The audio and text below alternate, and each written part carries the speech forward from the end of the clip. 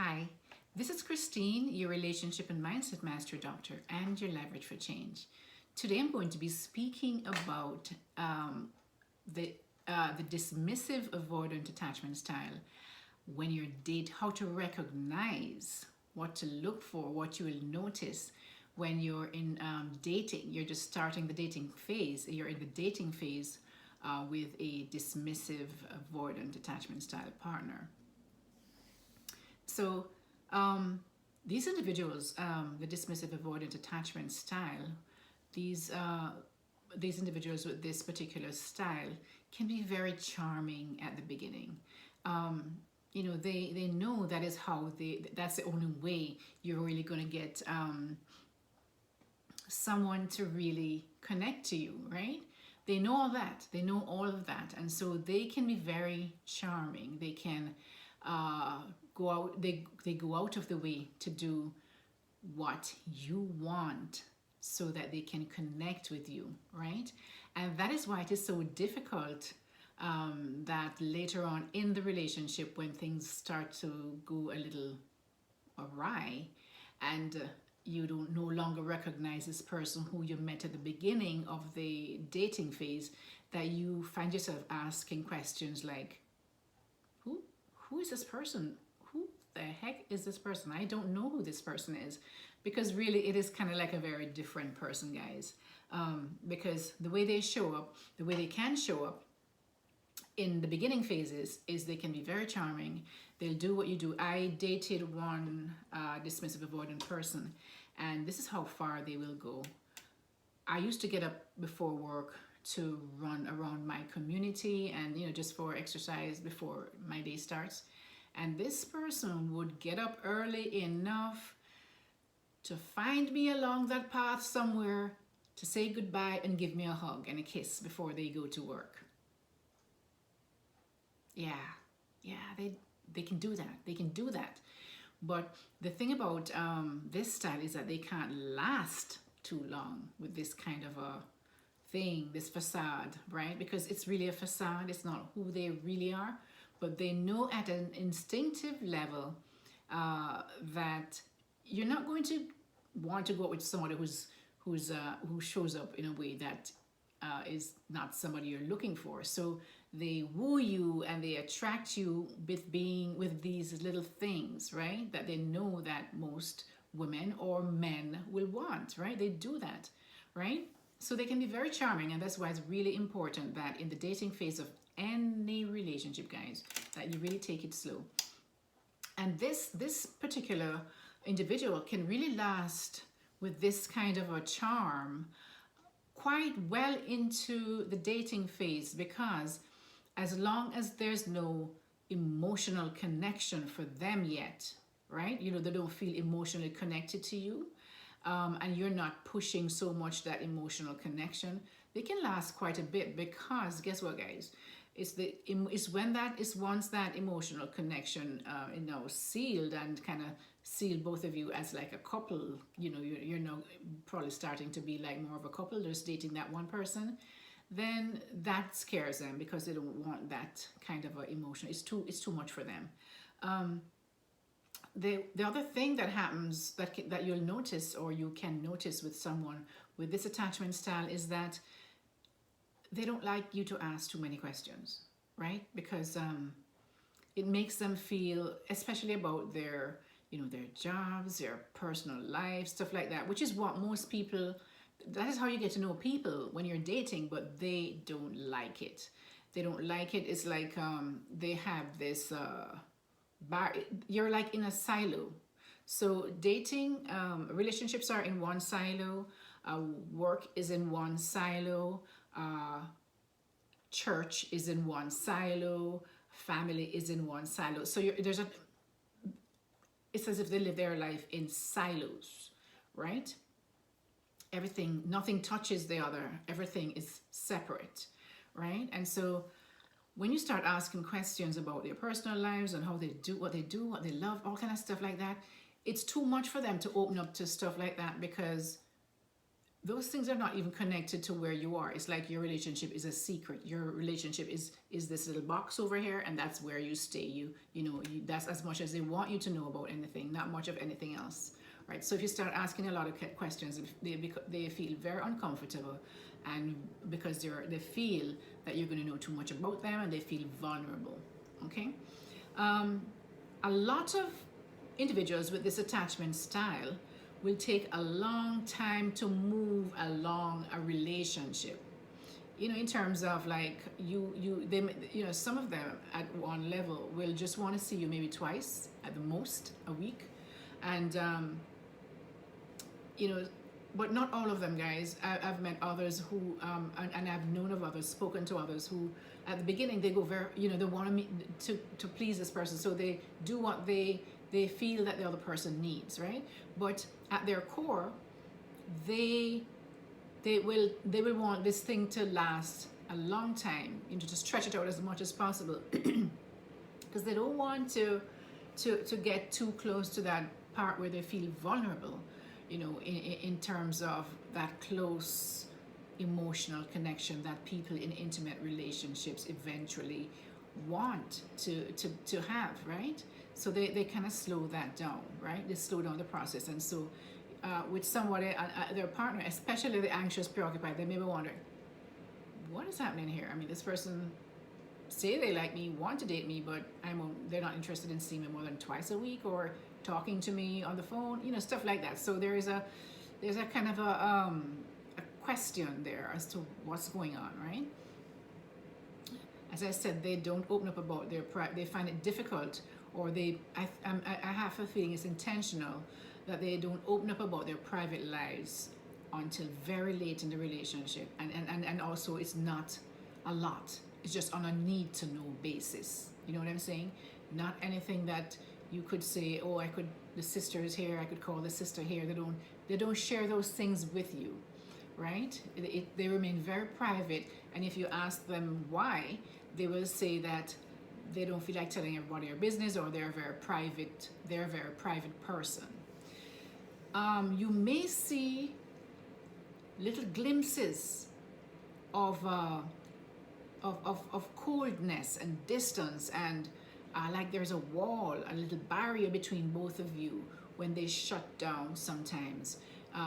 They might be very careful to kind of hide that from you, but if you're aware, if you're really kind of paying attention, you'll notice sometimes little glimpses of that. And these are when dating really is the best time to see these things, so that you can know whether this person is right for you, and whether this person is somebody, they have the traits that you need to make to have a good relationship, right?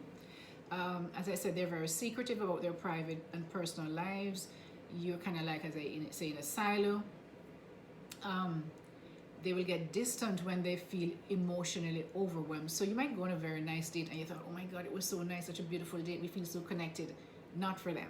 For them, that connection, that emotional connection, it gives them, they fear that emotional connection, because it makes them feel vulnerable. Because if you decide one day that you're going to leave, and they feel that emotional connection, and it's going to hurt so much, so they fear it, and they always kind of like, they distance themselves after that kind of thing. So you may have a really nice date, and then next thing the person just doesn't call, doesn't show up, does not call you, or you can't even reach them. And so this is a way of distancing from you when they feel that overwhelmed. Some will have the tendency to hold on to resources, because it's a way for them to feel secure. And as children, they never felt secure. They felt like they weren't sure when they were going to be fed the next time. So they may be some people who are hoarders will do this, but not all of them will do that, guys. Or they may hoard in different things that are not, they may hoard things that are not tangible. You may think tangible. So hoarding their emotions is one thing, right? But they will hold on to resources as a way of feeling secure, because they do not like uncertainty. They have a tendency, like to be really, you could say childish, in terms of When there is a problem, they will withhold their affection, or just kind of give you the cold shoulder kind of thing. You know, they won't talk to you, they'll ignore you, that kind of a behavior, right? Uh, um, they don't like to be criticized, which nobody does really, but for them it's deeper. It's deeper than just criticism. They will also mistake just regular ways of communicating as criticism. Anything that's said that they don't like is seen as criticism of who they are, and they take that very personally because you know, they don't like to be criticized. They're very sensitive to criticism. They're also, guys, they're very kind of set in their ways, you might call it. You know, that in the regular vernacular that we use, they're kind of set in their ways in terms of not willing to try too many things that are new or different. They fear the new because it makes them vulnerable. They don't want to start learning something new or doing something they're not sure they can do, if because what that does for them, it makes them look stupid, you know, while they're learning it. Because, you know, anything you're going to learn that's new, you're going to fall, you're going to trip, you're going to do all kind of crazy things, you're going to make mistakes, and so they don't like that feeling, and it makes them feel stupid, and they're very sensitive to any indication of any criticism or any feeling of something that would make them feel stupid or not capable. They're not very good at having others do things for them.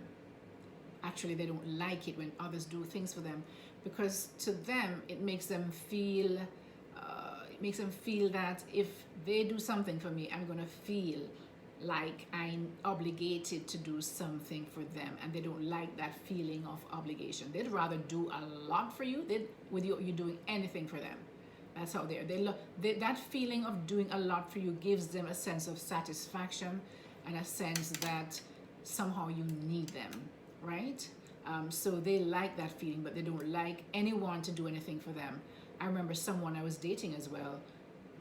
You know, you celebrate birthdays and stuff for, you know, and all of a sudden now they don't like it when you go out of your way to celebrate birthdays, even something as simple as that. You know, it's for them. I don't really celebrate birthdays. It's like they don't want anyone to do anything for them. All right. They avoid intimacy. They will tend to avoid intimacy when they're upset with you. They don't want to have anything to do with you, and they actually, but they want to be able to count on you when they need you. That's so a lot of times they can come off as really selfish individuals who are just like to have, except for that part when they don't like to do things, but that's because of the reasoning is because they don't want to feel obligated to you, right? But they want someone that they can count on in a relationship. So if there's any indication that you might fail at that they can't, that if they have any indication that you are not someone they can count on, they will leave the relationship, or they will, because they don't want to be hurt, because that will hurt them to their core, pretty much. If you'll notice too, also, guys, one of the things you'll notice is that if you're having a conversation about things that are really emotionally, or something, they will never speak in terms of emotion, like how, this is how I felt when this happened, and this is how I really would, that thing really hurt me so much. I felt sad, I felt angry, I felt stupid, whatever it is. They're not going to say anything about emotions because they don't deal into emotions and communicate using emotions. They're more logical. They communicate, but they also pride themselves on not being. I'm not emotional. You're too emotional. I'm more logical. But they cannot. It is really because they cannot delve into that emotional pool because they feel very uncomfortable and very vulnerable. They just cannot do that. Empathy is kind of like non-existent. You won't see them. They might feel sad inside. No, it might be that they're inside of them they're sad. They might feel empathy, but they can't show it. They can't show it. They don't have that capacity to show it. So it's very difficult for them to show empathy or to understand how somebody else might be feeling because they just cannot make that connection. It just never had it when they were in their childhood, and now they cannot make that connection. They will also appear really uncomfortable with any kind of a show of affection, whether it be physical, emotional, or so physical closeness like hugs or physical touch or looking into the person's eyes or just hugging each other or doing anything physical. They're very, very, very, very uncomfortable with that. And if it's a hug, it's like like a leaning sideways kind of thing, yeah, that one, and you touch for a little bit and that's it. But they have this barrier that they cannot handle any kind of physical touch, especially in public. Worse in public, but even in private, it's only when during sexual relations that they're able to do that. And even then, what I've heard is that a lot of people complain about is that it's also very robotic. The physical touch, very anything emotionally to connect you, like looking in the person's eyes. It's like they can't do that. But if you ask them to do it, it's very robotic. It's not genuine. It's like they have to try so hard to do it, and it doesn't feel like you're even connecting. It feels really weird, right? So they manage to do it in the beginning, a kind of semblance of it to reel you in and get connected to you. But once that happens, they don't feel the need to kind of do that anymore. A lot of times you will notice if you go into their private space, whether it be at work or somewhere where when you're at work, you put up little photos or little things that kind of show the person that you are, or with sayings or whatever it might be, some some kind of a thing that you believe in, you connect to, or maybe photos of your family, your children, especially your children or your wife or your partner or whatever it may be, or your parents. You won't see that. You won't see that in spaces where, or very few of it, maybe one, like nothing else. And things tend to be very sparse. Nothing warmth. There's no warmth usually in their environment that they have, their offices or their homes. It's usually very stark and antiseptic kind of, and then you will not see a lot of photos of families and babies and family hugging and taking group pictures, stuff like that. And they just don't like that, right? As I said before, they have a tendency to keep everything siloed and cut off and compartmentalized. So this doesn't touch that and that doesn't touch this. Work and church and family and friends and relationship is totally different in different silos. So you only get to know that little piece of that person, and even then you only at a surface level. So guys, this is what you need to look for while you're dating, because it's important, right? Not everyone could live with someone with that kind of a personality, because it's going to be very difficult. It's so difficult, and it's especially difficult because this person does not see anything wrong with them. They'll make excuses for it, like, I was brought up like this, but I'm strong because of it. It's because you're too needy, you're too weak, you're too whatever it might be. They never ever they find it very difficult they may know something is wrong, but they will not accept it, and they will not agree to work on it, because working on it means they have to delve into all that emotional stuff that caused them to be the way they are. So they will avoid that at all costs. So I hope you learned something from this video, guys. And if you did, please like, share, and subscribe to my channel.